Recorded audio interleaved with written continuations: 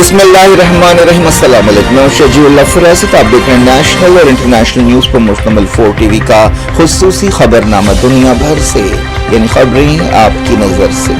सबसे पहले headlines. Hostages की लाशें मिलने के बाद इसराइल में गुस्सा, हजारों लोग सड़कों पर निकल आए। कहा नेतन्याहू कुछ नहीं कर रहे हैं।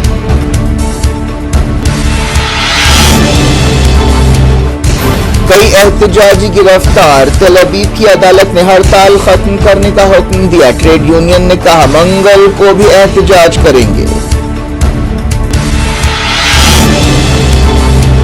नेतन्याहू की शर्तें कबूल नहीं। फिलाडेल्फी कॉरिडोर से फौज की वापसी तक कोई समझौता नहीं करेंगे, हमास का ऐलान।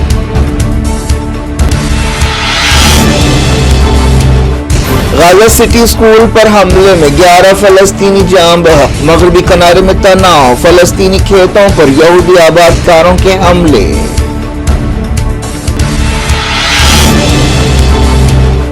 यूक्रेन के मॉल और स्पोर्ट्स सेंटर पर रशिया का मिसाइल हमला। 47 हलाक। लड़ाई तेज।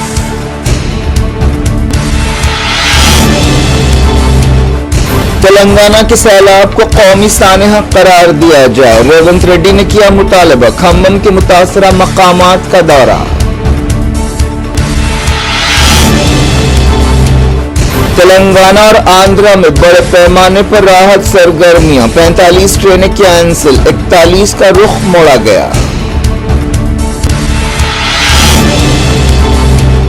एनफोर्समेंट डायरेक्टरेट ने आम आदमी पार्टी लीडर अमानतुल्लाह खान को मनी लॉन्ड्रिंग केस में गिरफ्तार कर लिया।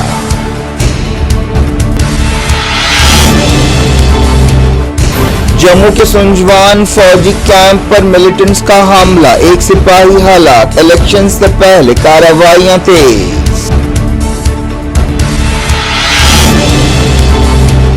IC-814 हाईजैकिंग सीरीज पर तनाज़ा। वज़ारत इत्तलाआत ने नेटफ्लिक्स अहदेदारों को तलब किया।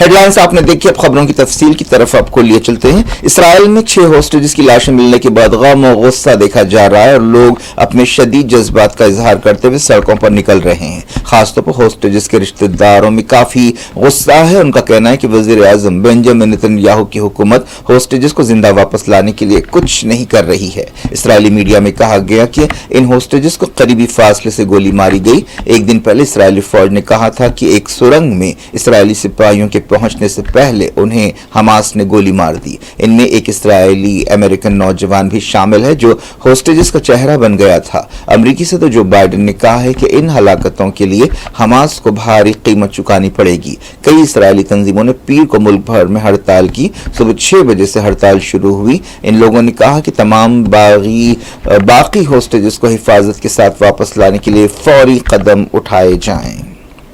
कई शहरों में हड़ताल की गई। स्कूल्स, दफ्तर बंद रहे। यरूशलेम और दूसरे टाउन्स में हड़ताल का कुछ कम असर देखा गया, लेकिन तेल अवीव और दूसरे शहरों में काफी ज्यादा असर देखा गया। हमास और इस्लामी जिहाद ने 7 अक्टूबर 2023 के हमलों के दौरान 250 से ज्यादा होस्टेजेस को पकड़ लिया था। इस दौरान इसराइली अदालत ने एहतजाजियों से कहा कि वो फौरी हड़ताल खत्म करें। कई ट्रेड यूनियंस ने हड़ताल में हिस्सा लिया।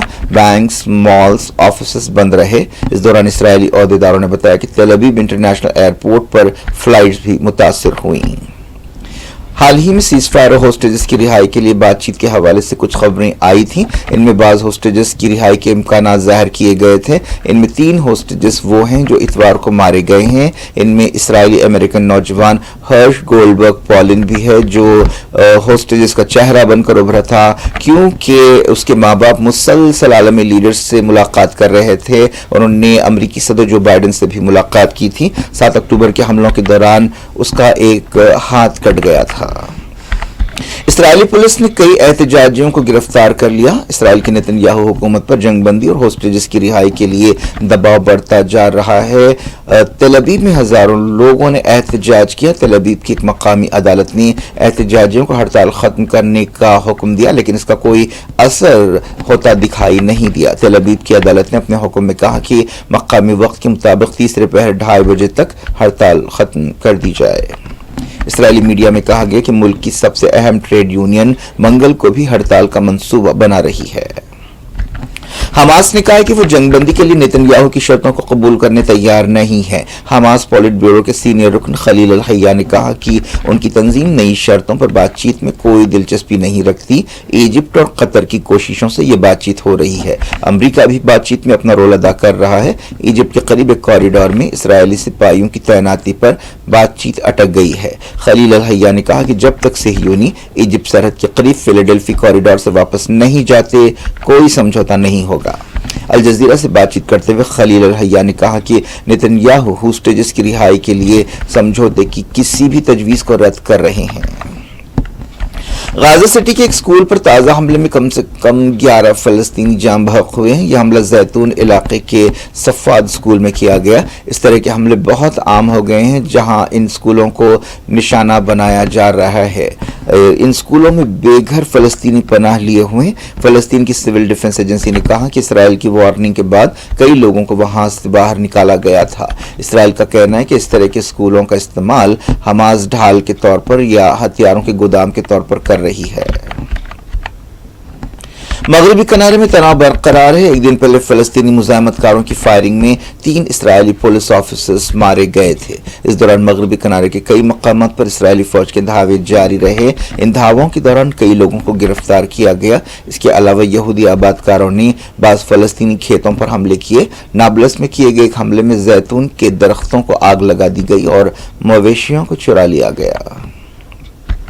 ایران نے وارننگ دی ہے کہ نتنیاہو کو اپنی حرکتوں کی قیمت چکانی پڑے گی۔ ایران کے وزیر خارجہ عباس عراقچی نے کہا کہ جنگ جاری رہنے کے لیے اسرائیل کے مغربی اتحادی ذمہ دار ہیں۔ انہوں نے کہا کہ اسرائیل غزہ نسل کشی جاری رکھے ہوئے اور مغربی کنارے میں بھی اپنی کلنگ مشین بھیج رہا ہے، جس سے مڈل ایسٹ خطرناک بحران کی دہلیز پر ہے۔ انہوں نے کہا کہ اگر نتنیاہو کے مغربی اتحادی مجرمانہ چھیڑخانیوں کو روکنے میں ناکام رہتے ہیں تو نتیجوں کے لیے وہ بھی ذمہ دار ہوں گے۔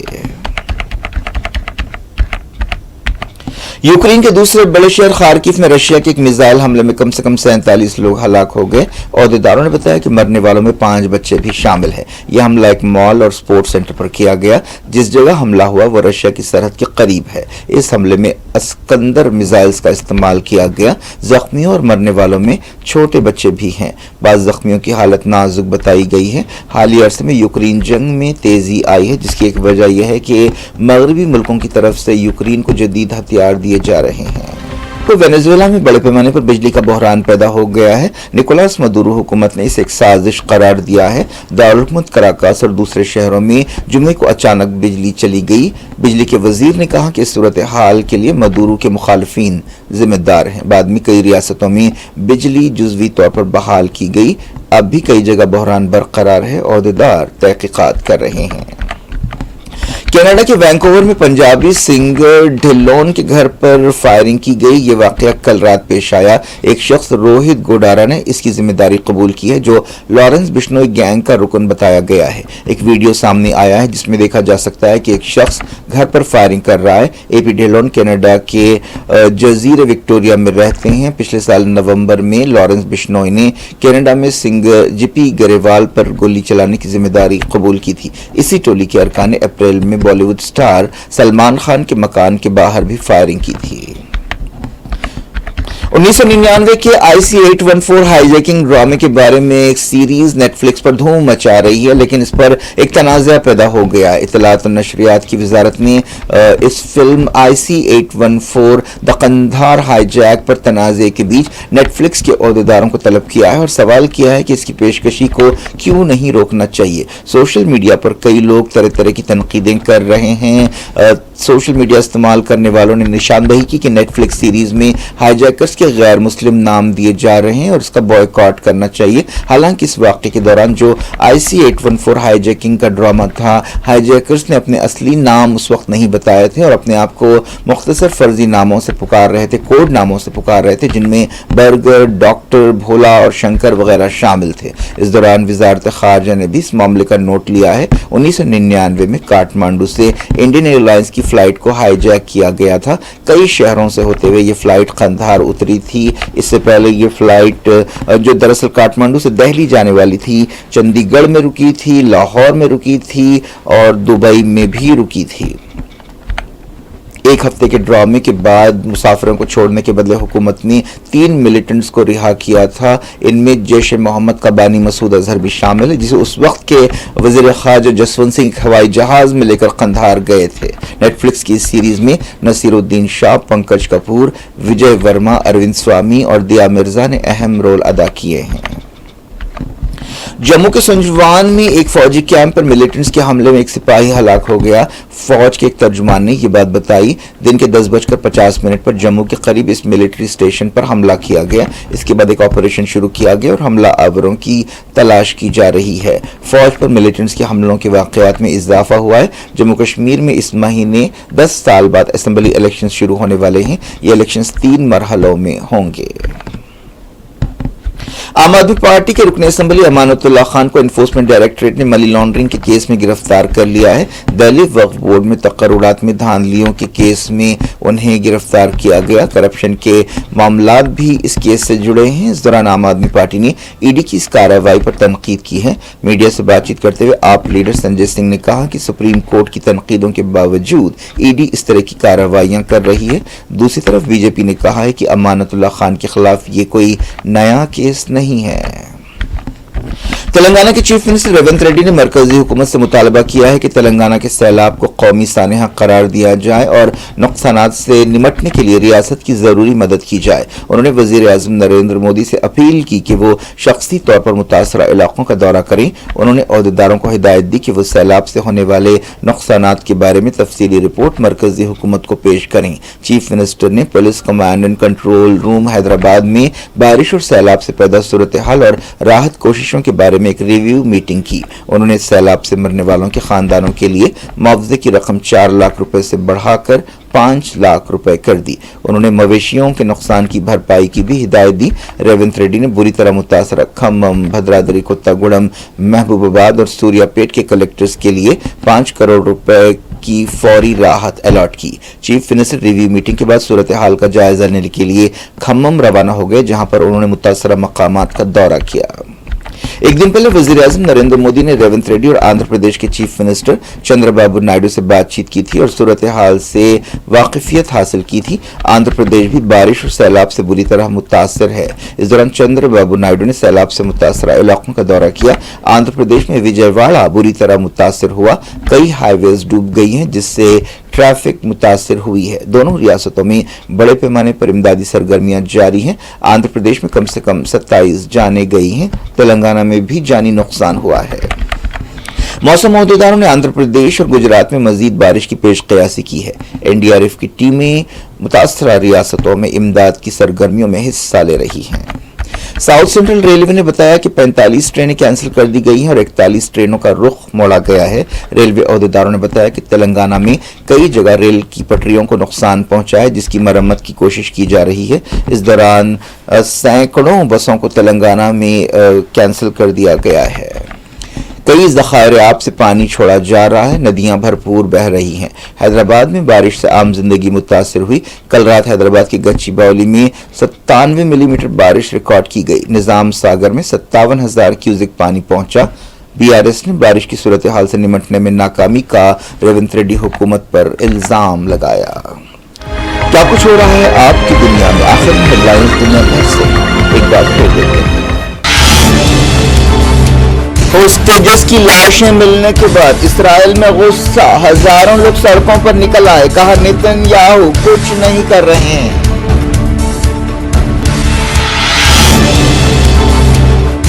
کئی احتجاجی گرفتار. تل ابیب کی عدالت نے ہڑتال ختم کرنے کا حکم دیا. ٹریڈ یونین نے کہا منگل کو بھی احتجاج کریں گے. نیتن یاہو کی شرطیں قبول نہیں، فیلاڈیلفی کوریڈور سے فوج کی واپسی تک کوئی سمجھوتہ نہیں کریں گے، حماس کا اعلان۔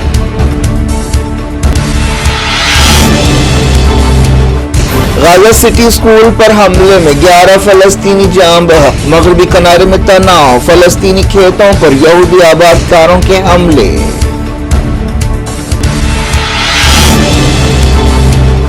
یوکرین کے مال اور سپورٹس سینٹر پر رشیا کا میزائل حملہ، 47 ہلاک، لڑائی تیز۔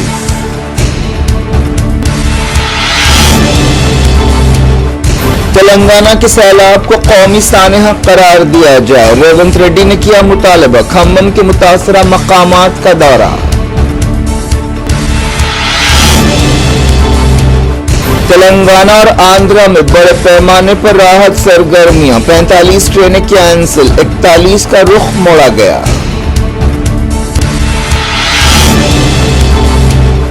انفورسمنٹ ڈائریکٹوریٹ نے عام آدمی پارٹی لیڈر امانت اللہ خان کو منی لانڈرنگ کیس میں گرفتار کر لیا۔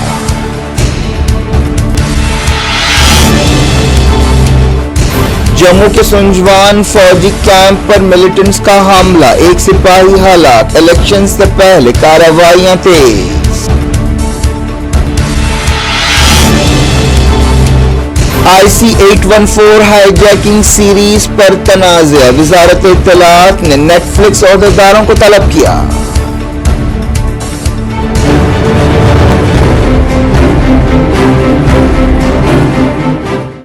یہ تھی آج کی شکریہ، فراست کو دیں اجازت اور اپنا بے حد خیال رکھیں۔ اللہ حافظ۔